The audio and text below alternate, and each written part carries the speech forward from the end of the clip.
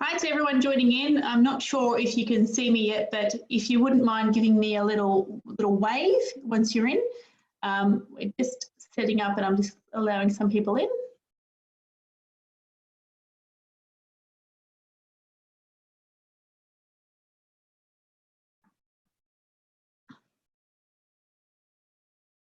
So hi everyone, I can see we've got most everyone here. So welcome today to our live Q&A session on JobKeeper.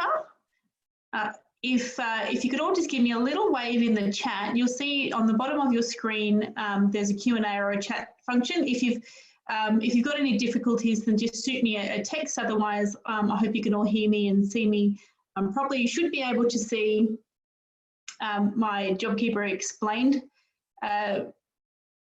presentation.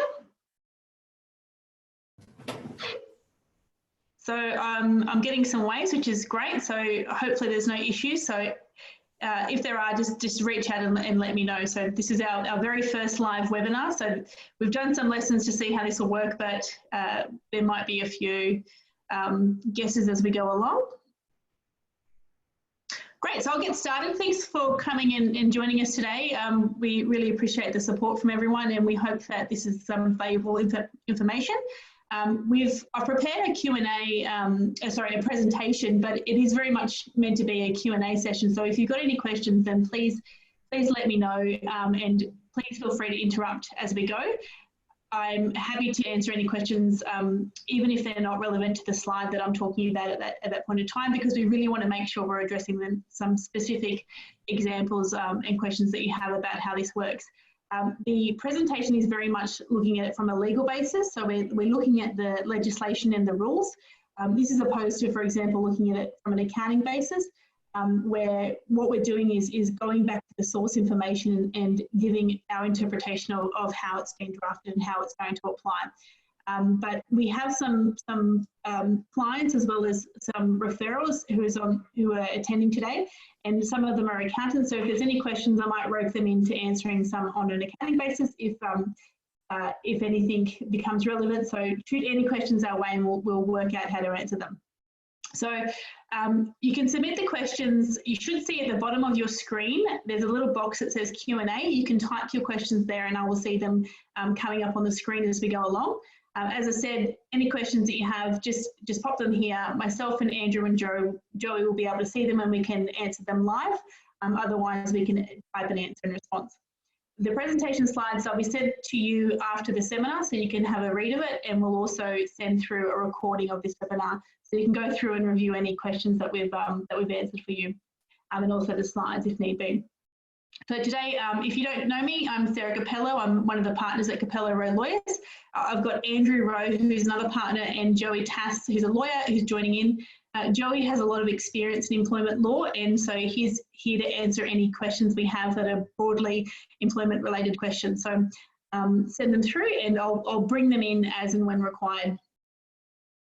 So the legislation that deals with the JobKeeper is the refer to my slides here, the Coronavirus Economic Response Package. It's an act and its rules, and they came into effect on the 9th of April. Now, the legislation was to give effect to the government's announcement of that they would pay $130 billion to keep Australians in jobs. It's really important to remember that it's an elective scheme, so it's not compulsory. Even if you qualify for JobKeeper, you do not have to apply. There are a lot of benefits in applying, however, and I'll touch upon them a little bit later, and that's to do with the eligibility of the mandatory code of conduct for commercial tenancies, and also some new temporary rules to Fair Work Act. So you have to be eligible in order for the code to apply, and this will allow tenants to negotiate with landlords for any kind of rent relief. And secondly, the temporary rules under Fair Work, you have to again be qualified and eligible for JobKeeper in order for the new Fair Work rules to apply. And these deal with, and I'll talk about them later, but they deal with standing people down, employees down, reducing hours, changing locations, changing descriptions. So there's a lot of benefits that come with applying for JobKeeper. In essence, it provides $1,500 before tax per fortnight per eligible employee if you apply. And I'll talk about what the qualification elements are and how you go about doing it. There's some relevant date periods that you need to know. It applies over, the prescribed period is 1 March 2020 to 31 December 2020, but the payments will be made for a 6-month period, which will commence on the 30th of March and end on the 27th of September. So it's 13 fortnightly periods. Applications opened on the 20th. Now, the legislation states that you have to apply prior to the end of a fortnight. So if you wanted to apply for the first 2 fortnights, our interpretation is that you have until the 26th of April to apply to receive the payments for the April period. However, I'm told from some accountants that the period has been extended, and therefore it might be that you can apply for the April period later on, but I would get that confirmed prior. And if you wanted to avoid missing out on April, I would be applying before the 26th of April. So the Act looks at monthly versus quarterly reporting, and we'll talk about that a little bit later. So there are the elements that you have to establish in order to receive the JobKeeper payments. The employer has to qualify. The individual employee has to be an eligible employee. You have to satisfy the wage condition, and you have to notify the commissioner. So that's effectively the application process. Now, how an entity qualifies for JobKeeper scheme. So I'm hoping, just wanted to, for some housekeeping rules, I hope everybody is hearing me okay. And again, if not, send me through a chat. I'm not getting anything coming through, so hopefully everyone's listening along and understanding as I go. But if so, just make sure you reach out and tell me. So a qualifying entity, you have to have been carrying on business as of the 1st of March this year, and there are some exceptions to that, and that includes the, hang on, I'm just getting some notes in chat. Great, thanks guys. I've got some confirmations that you're hearing and seeing me, so thank you for that. So going back to the qualifications, the entity has to be carrying business 1 March, and the exemptions cannot apply. The second limb, and this is really important, is that you have to meet the decline in turnover test. So the basic test is that an entity has to show a decline of 30% in their GST turnover. There's a lower threshold for charities, 15%, and a greater threshold for large businesses who have turnover over 1 billion. The Act provides for an alternative turnover test, which is determined by the Commissioner at their discretion. Now, my interpretation of this section is that it'll be for entities who do not have relevant comparison periods. So, for example, if a business started carrying on their operations on the 1st of January this year, and therefore they don't have a comparison period compared to last year, then the Commissioner will have the power to determine that they're still eligible, even though they didn't meet the comparison. So I've got a question coming through from Julie. Do we need to prove that the 30% decline is due to coronavirus? We've had this discussion. I might loop Andrew in because he's actually turned his mind to this. So Andrew, I'm going to loop you in. Andrew, can you hear me? Yeah, I'm connected. The short answer is no. It's, there's nothing in the rules stipulating what the cause of the turnover is. It's simply a mathematical exercise. Either you have the 30% or 50 or 15, as the case may be, decline, or you don't. The rules don't specify don't impose any qualitative test as to what the reason for the decline is. Hopefully that's been answered. So I'll just mute Andrew again for the noise. So the going then to diving in further to the decline in turnover test. Thanks, Julie. I've got your answer there. So the decline in turnover test, you can have it assessed either on a monthly or a quarterly basis. So if you're looking at a calendar month, you can use the month of March. So you can use this March period. You'll already have the figures for that. Compare it to last March period. And if you meet the test, you can apply, and you only have to establish eligibility once. So you will continue to get payments and not have to show eligibility again moving forward. You can also use a projected estimate based on quarters. So it would be the quarter commencing 1 April and then the quarter commencing 1 July. So again, as reviewing the relevant comparison period, depending upon which you elect, and you're looking at the GST turnover period.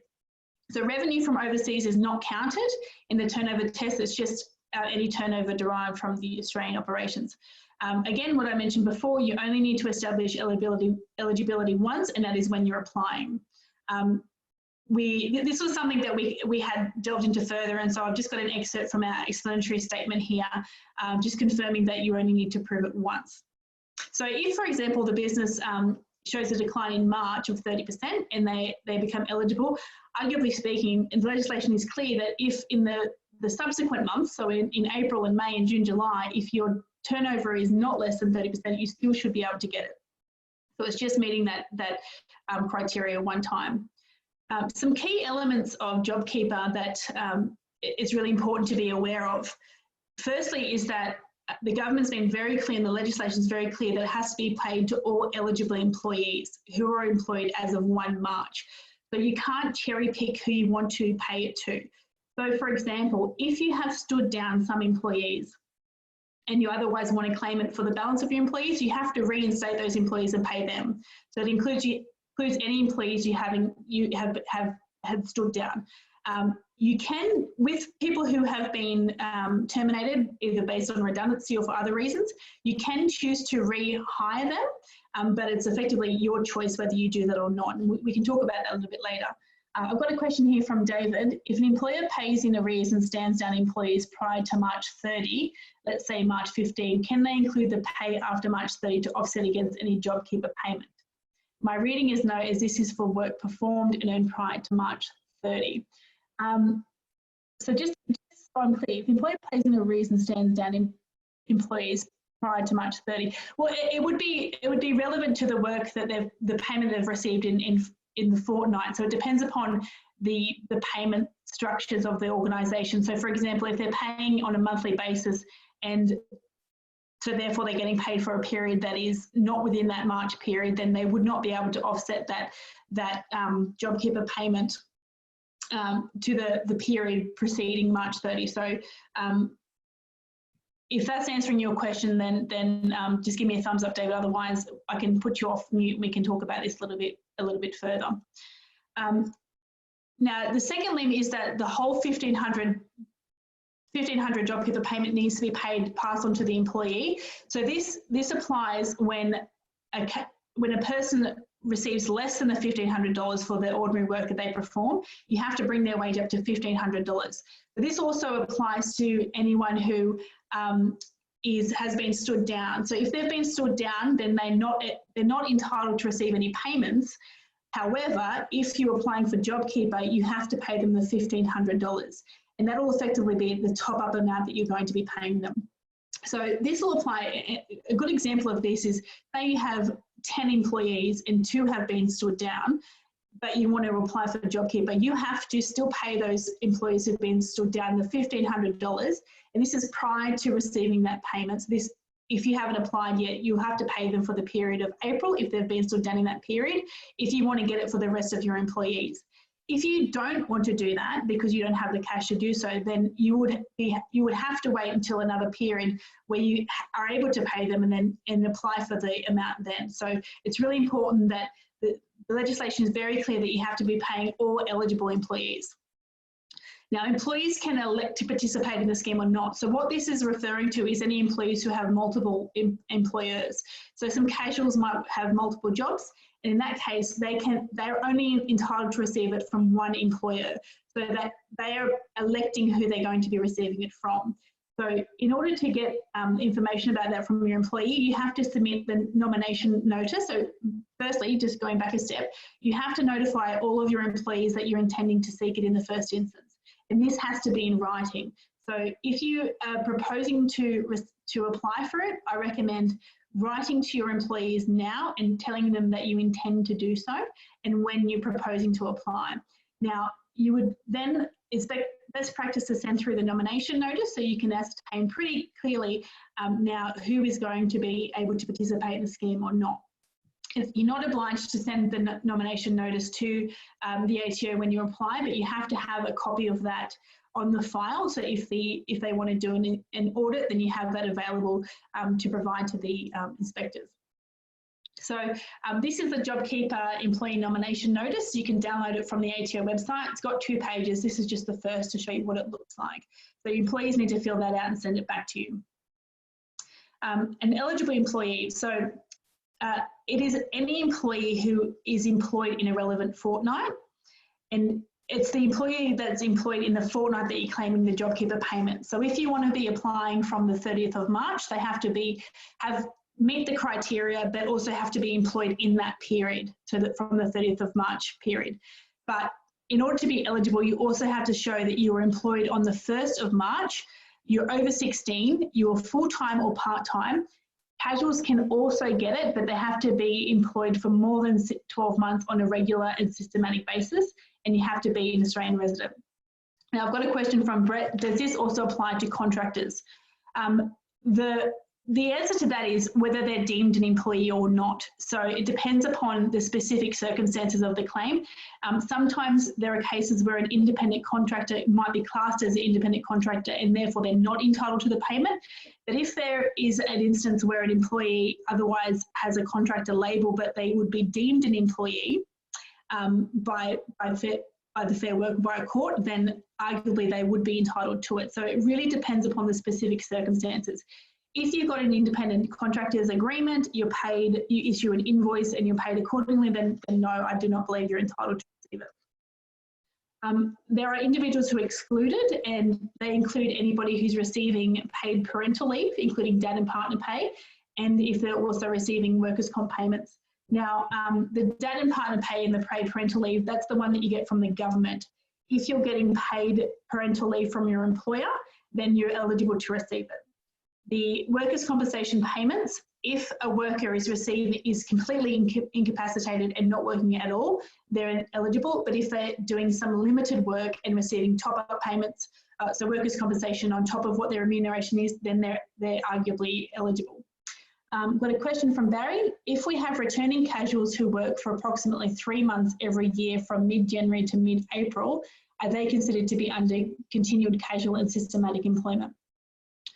That's a good question. I would suspect that the answer would be yes, as long as you can show that they have been employed on the entities within the entity's records for more than a 12-month period, that they have regular and systematic hours each period in that 12-month period. So if they have the same amount of hours in the three months and the same preceding 3 months, then arguably yes, if they otherwise meet all of the other criteria, that's assuming they're an Australian resident. If there's any kind of different answer from Joey and Andrew, then just pop it in the chat and we can talk about it. My answer would be yes, as long as you meet the other criteria. The JobKeeper payment, so I mentioned before that you have to pass on the full 1,500 gross, irrespective of what the wage is.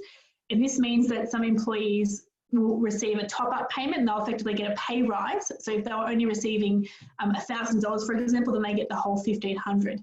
Now, superannuation and entitlements are only paid on the hours that are worked. So in the example I just gave, if they've only worked up to $1,000, then they're only paid superannuation on that $1,000. And the balance, being the $500 top-up, superannuation is at the employer's discretion. So the employer can choose not to pay superannuation entitlements on top of with that top-up payment. So I've got a question from David. Should an employee qualify and then employer does not register them and they miss out, what remedies are available to the employee?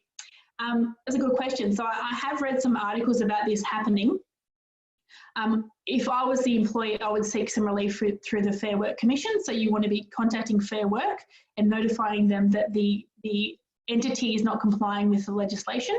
And I suspect that then they will be heavily penalised because the Act is very clear on all eligible employees receiving the payments.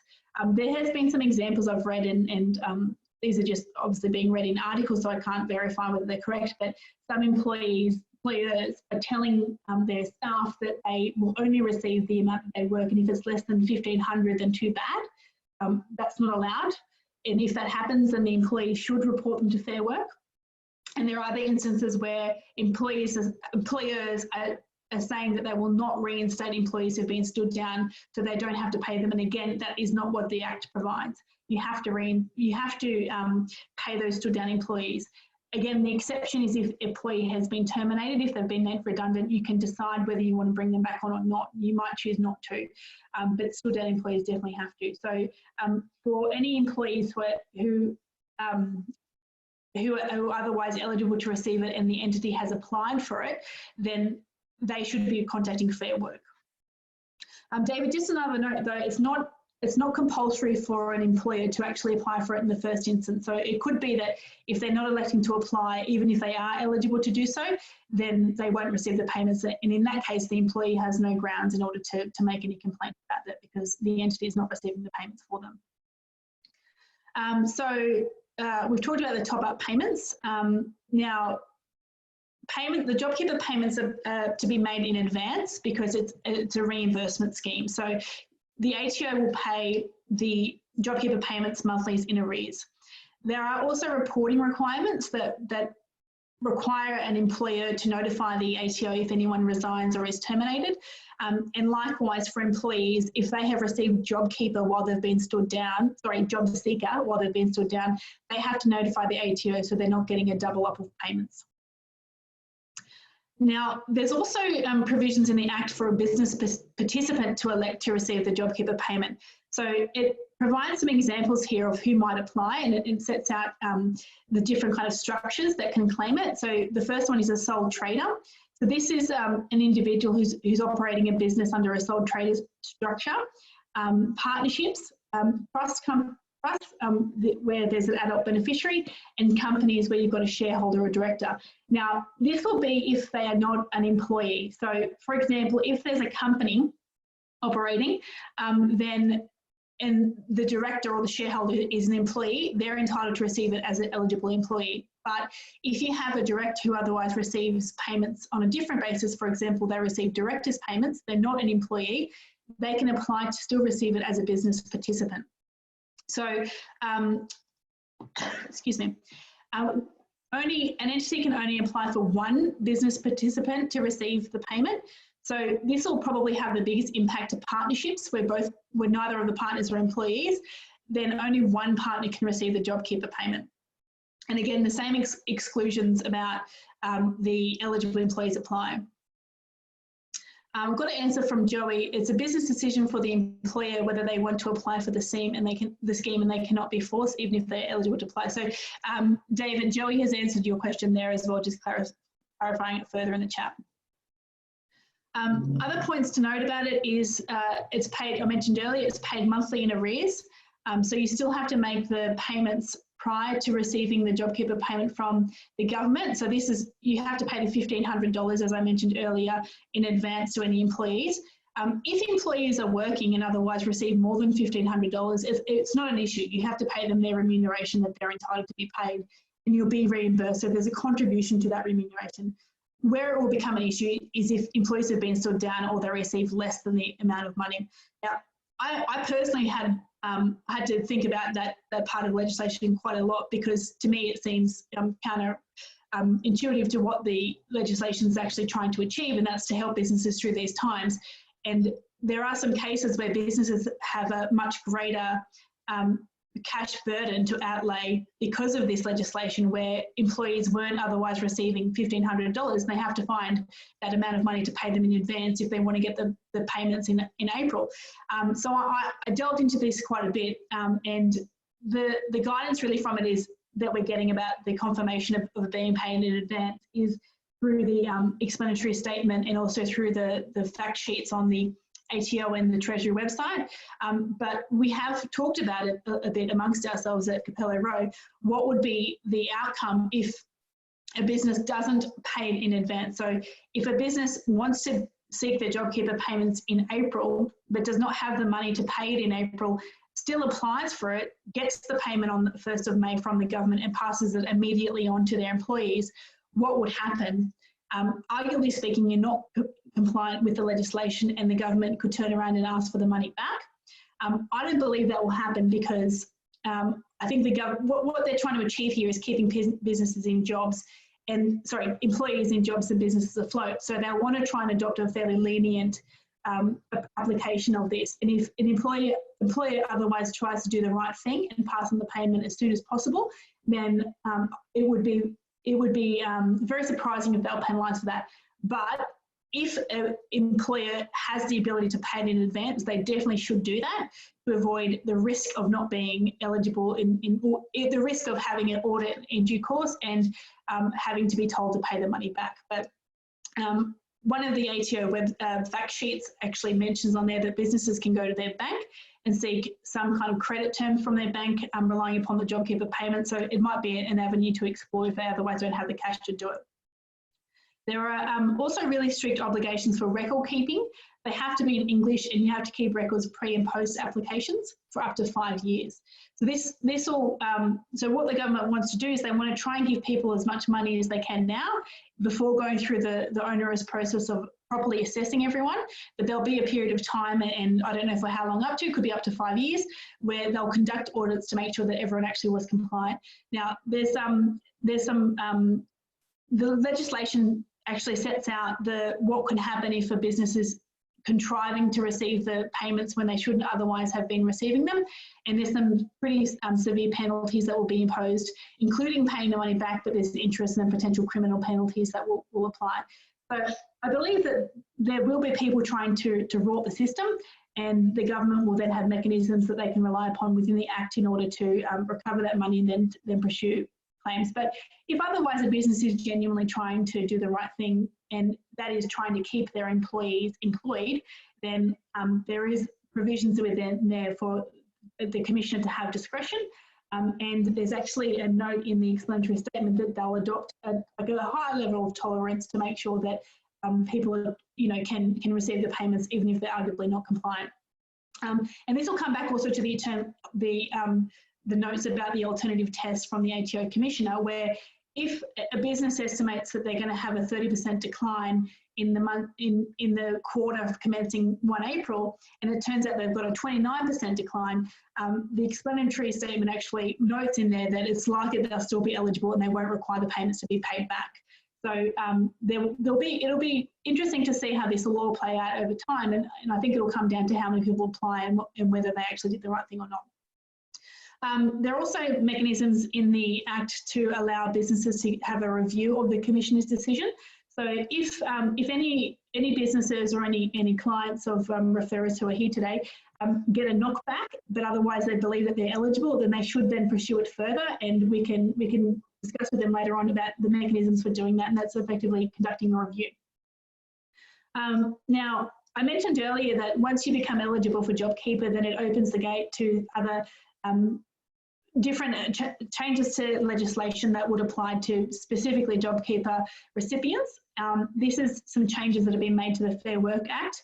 They're only temporary changes that they'll only apply until the 28th of April, but it's allowing employers a much broader scope to do various things to change the employment terms of an employee. So ordinarily, if you wanted to reduce an employee's hours or remuneration or their performance, their tasks or their positions, it would require agreement from the employee. They've changed the rules so that you can effectively get somebody to do a different job at a different time, in a different amount of hours and on different days, provided you meet the criteria, and I'll go through that in a second. But if you do not qualify for JobKeeper, then the same rules still apply, and you effectively need consent from the employee in writing to change their employment conditions. So the changes to the Fair Work Act allow a business to give a direction, which is called a JobKeeper enabling stand-down direction, which will allow them to do various things. So some of the things I've listed here is changing the hours, the location, the duties that are performed, and also taking annual leave. Now, if you're changing somebody's hours so you can reduce them down to nil, you will still have to pay them the $1,500 as the top-up payment, but you otherwise don't have to pay superannuation on top of that. If you want to otherwise change their hours, so for example, you've got an employee working 5 days and you want to change it down to 3 days, you have to still pay them for the hours that they work at the hourly rate that they had prior. So you cannot change the hourly rate. You have to still pay them for the times that they work and superannuation on top of that. Now, there has to be an element of consultation. The direction has to be in writing, and you have to give at least 3 days notice prior to actually giving notice of intention to make a direction, and then you make the direction. So you have to give the 3 days notice of an intention to make it. The consultation process then requires you to talk to the employee about the changes, what the changes will mean.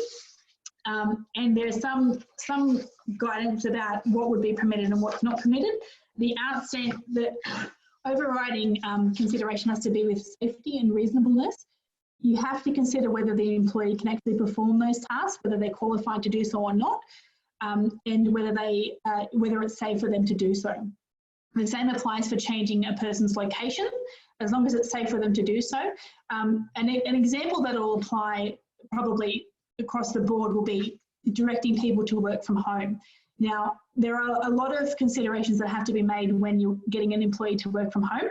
One is the work health and safety, so how they're actually set up. We have a checklist, a free checklist that you can access through our website, just to go through to see some guidelines on what you can and can't do with employees, or recommendations on how they should be set up.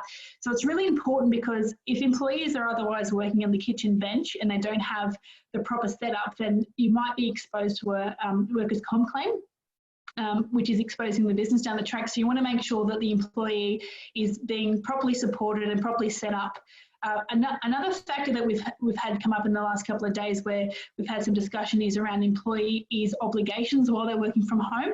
Now, if there's instances where the systems are not otherwise secure, so you've got an employee who you've sent home with a laptop, you want to make sure that your systems are as secure as possible, but at the same time, make sure your employees are aware that they have ongoing obligations and fiduciary duties, and I'll talk about that in the next slide. But getting back to the stand down directions, the consultation process, so I'm just going to this one, yeah. Well, after the directions made in writing, you want to go through the consultation process. So this is having discussions, and make sure you're properly documenting these discussions. But after you followed that procedure, the employee cannot unreasonably refuse to the request. So if you say to your employee, I'd like you to go from 5 days to 3 days, and that would be the amount of the JobKeeper payment. So effectively the business is not out of pocket, but the employees are still working. If you can demonstrate to the employee that it's necessary that they do this in order for them to the business to keep surviving, and for the employee then to remain in their position, then they can't unreasonably refuse that request.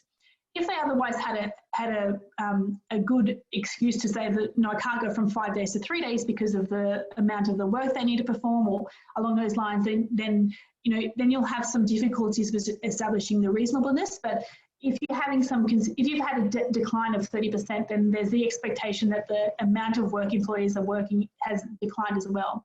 So you need to have consideration for that as well. So I recommend that all of these consultations are properly documented. This is with file notes, in meetings, in phone conversations, video conferences, to make sure that you're going through the proper procedures. Because if you don't follow this procedure and you stand an employee down and you don't meet the test for standing them down, then you could be still liable to having to pay them remuneration that they otherwise would have been receiving. So we've got a few articles on the stand down provisions on our website, because we've had a lot of inquiries about whether you can or cannot stand down an employee. Ultimately, you have to consider whether they can be usefully employed, and that's in the position or otherwise in the business. And if you don't meet that test, if otherwise you've stood them down and you don't qualify for JobKeeper, and you haven't met the test, then you could still be liable to pay them, even though they're sat at home doing nothing. So you have to be very careful with the stand down provisions under the Fair Work Act. It has to be attributed to a stoppage of work which the business cannot be held responsible for. Joey's made a comment here. He's the one who's been drafting all these great articles on standing down.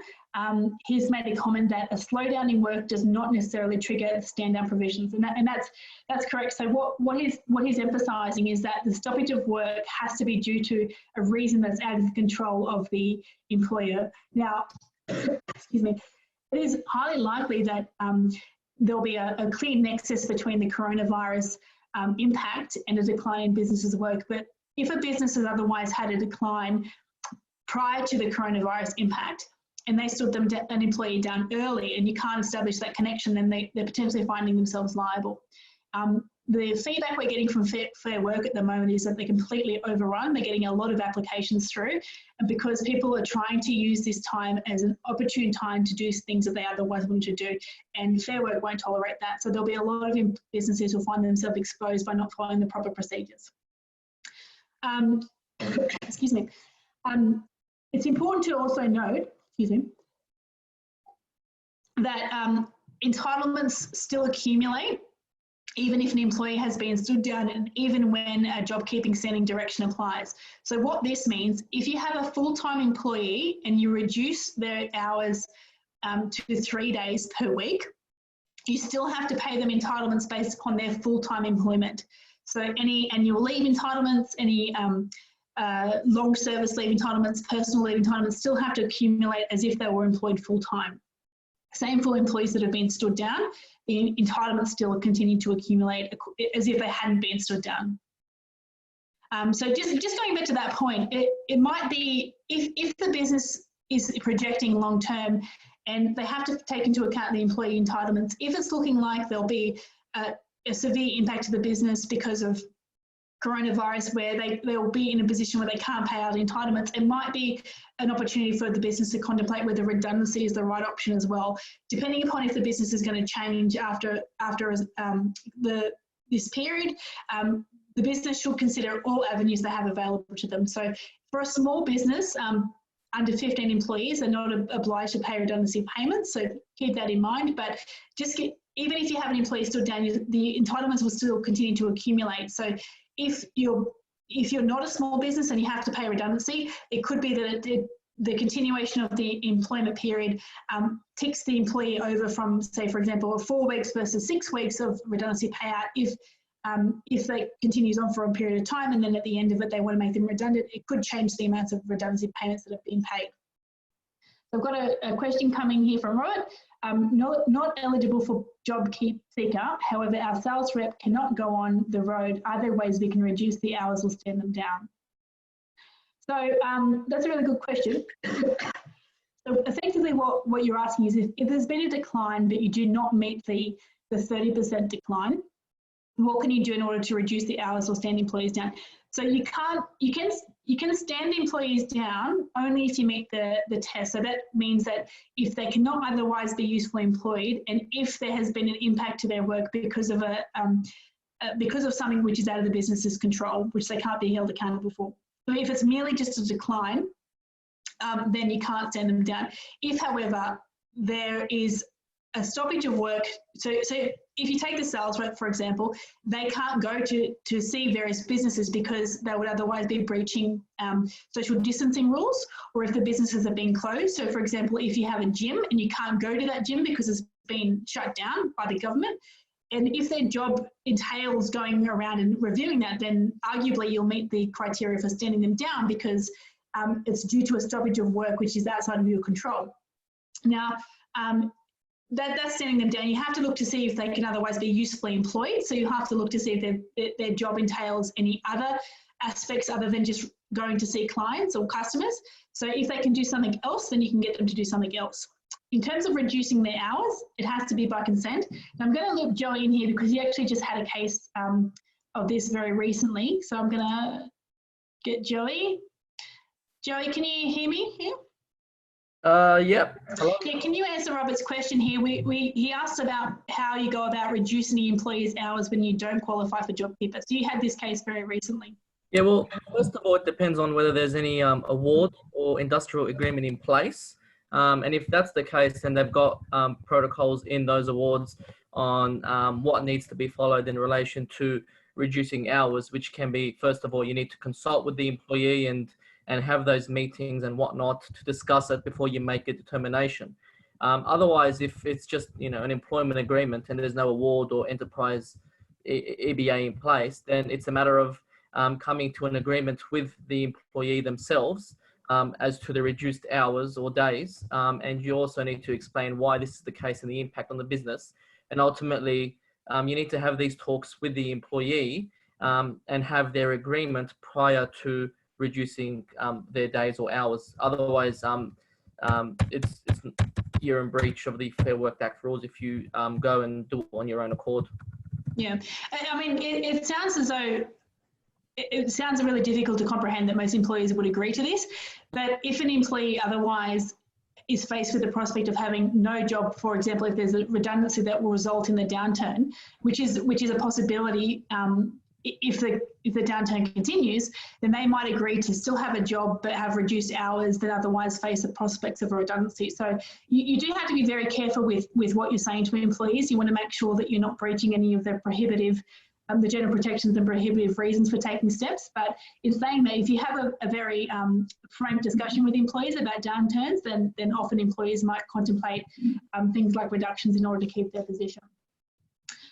Again, we recommend best practice, keep everything in writing, make sure you document in the consultation process in case there's a dispute later on. And you want to make sure that you're also following up any discussions with employees in writing as well to confirm that what's been discussed.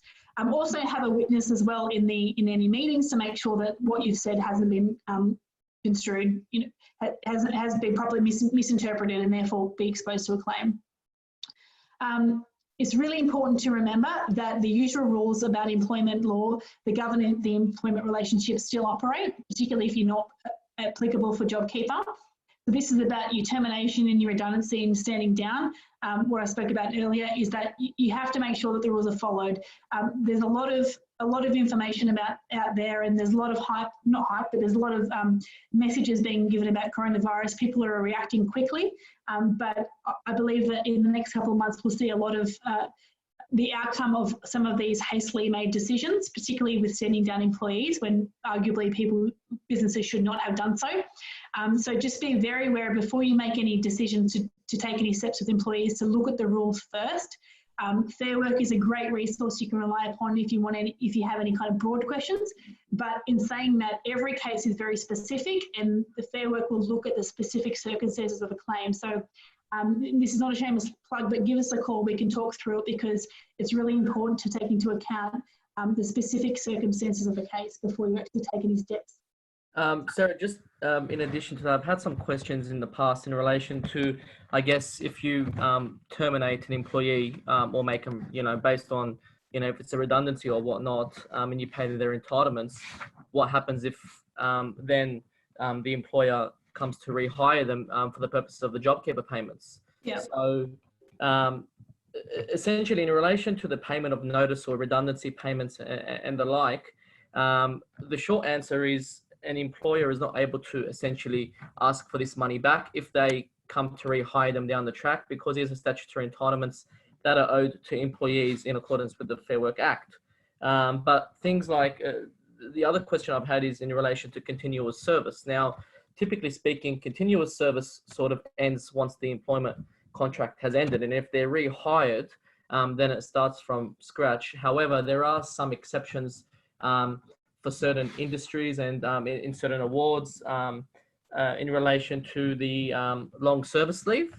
So it depends on, I think cleaners and the like may be relevant for this, but if their employment is terminated and they come back within a certain period of time for the same employee in the same business, I think it's either a 3 or 6 month period, then potentially long service leave will continue to accrue in those circumstances. Yeah, that's right. So another point we talked about the other day, Joey, was the risk of rehiring an employee who's been made redundant and then very quickly giving them the work. If it's within a 21-day period, the employee might be able to argue that the initial redundancy was not a genuine redundancy. So you do have to be very careful if you actually have made someone redundant and want to bring them back after you became aware of the JobKeeper payments, because if there is a dispute that comes about later on and it's determined that it wasn't a genuine redundancy, then the business is potentially exposed to unfair dismissal or general protections claim. Yeah, so the thing I say there essentially is if you've made someone redundant and then, you want to bring them back for the purpose of the JobKeeper payment, then the best way to do this is to simply bring them back, but still stand them down if subject to the eligibility of stand down provisions. And that way, I guess you limit the risk of a claim being made due to not being a genuine redundancy.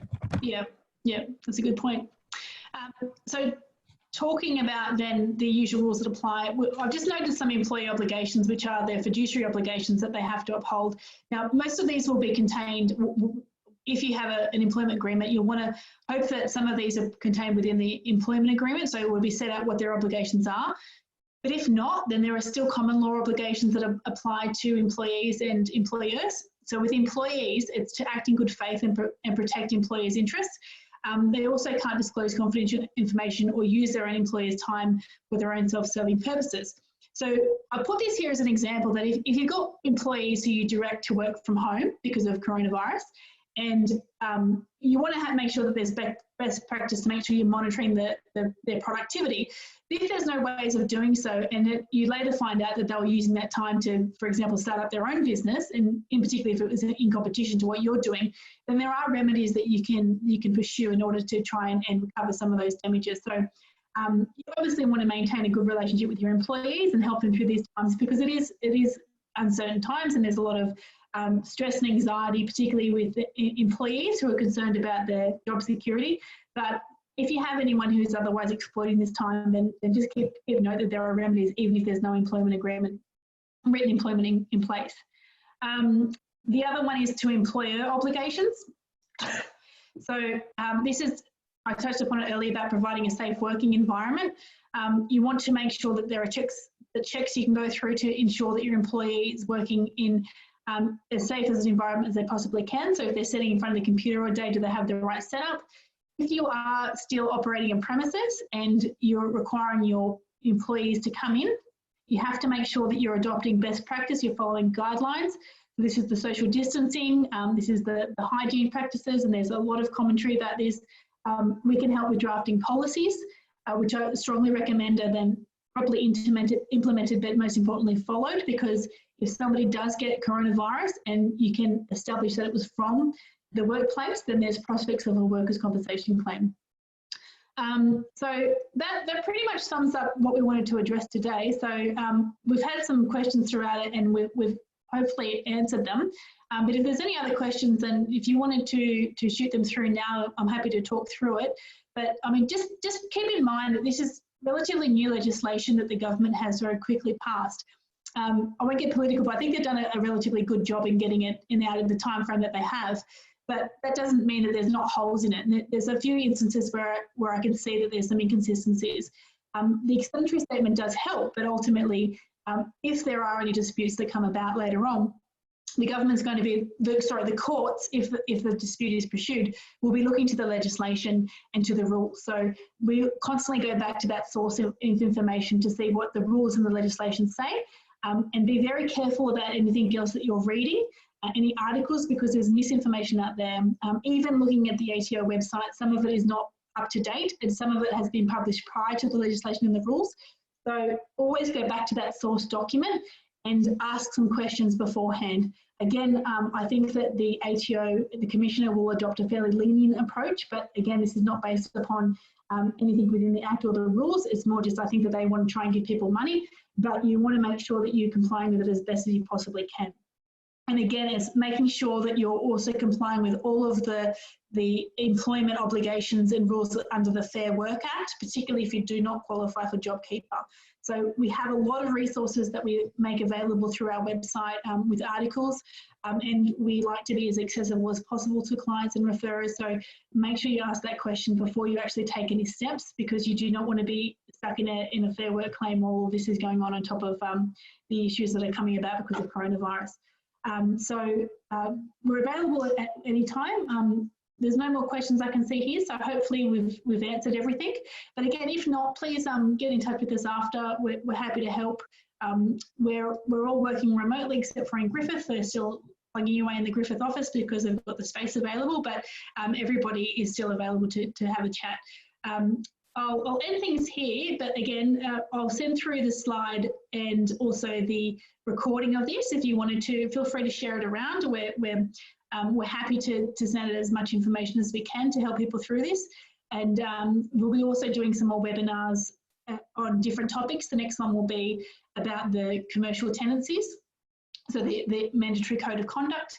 And also we'll be looking at some other relevant areas that are impacting businesses following the coronavirus crisis. So if there's any particular topic that you'd like me to address, then we're happy to do so, whether it's in this forum or otherwise. And we're just trying to get as much information as we can to help businesses. But thank you all very much for attending. I hope you got a lot of information out of it, and I hope to see you all again very soon.